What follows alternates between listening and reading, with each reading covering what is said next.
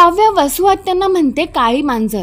यावरून वसू आत्या आणि काव्या या दोघींमध्ये पुन्हा होतो वाद।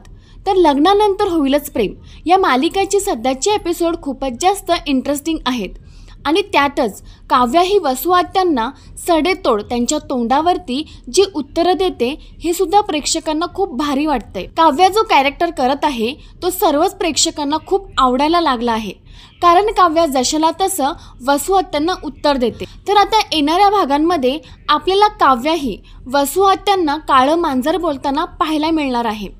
तर होतं असं की पार्थ आणि काव्या हे दोघेजणही काव्याच्या माहेरी निघालेले असतात। ते जात असताना नेमकीच वसुंधरा आणि रम्या या दोघीही हॉलमध्ये असतात।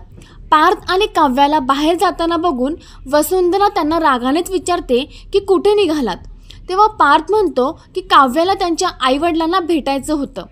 तर आता हे ऐकल्यावरती वसुंधरा ह्या चांगल्याच चिडतात। त्या रागानेच म्हणतात की सासूला काही विचारायचं असतं, जाऊ की नाही, परवानगी मागायची असते, काय माहिती आहे की नाही तुला पद्धत। त्यावर काव्या सुद्धा चिडते। ती सुद्धा वसू आत्यांना रागानेच उत्तर देत म्हणते, तुम्हाला काही दुसरं काम नाहीये का, सतत आपली काळी मांजर म्हणून आडवी येता।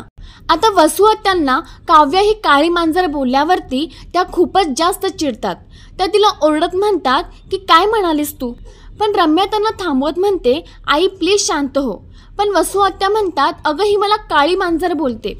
तेव्हा आता पार्थ हा काव्याला मुद्दाम ओरडायचं नाटक करत म्हणतो, काव्या। तेव्हा आता काव्या रागानेच पार्थला सुद्धा म्हणते की काय। तेव्हा पार्थ म्हणतो की असलं वसू आत्यांना बोलायचं नाही, असं चालणार नाही माझ्यासमोर। पण वसू आत्यांच्या लक्षात येतं की पार्थ हा नुसता नाटक करतोय, तो खरोखर काव्याला ओरडत नाही। तेव्हा वसू आत्या चिडून म्हणतात, उगाच माझी बाजू घ्यायचा ना आव आणू नकोस। आता हे ऐकल्यावरती काव्या आणि वसू आत्या यांच्यामध्ये परत चांगलाच वाद होतो। तर प्रेक्षकांनो, तुम्हालाही जर काव्याचं कॅरेक्टर खूप आवडत असेल तर व्हिडिओला नक्की लाईक करा आणि कमेंटमध्ये नक्कीच सांगा।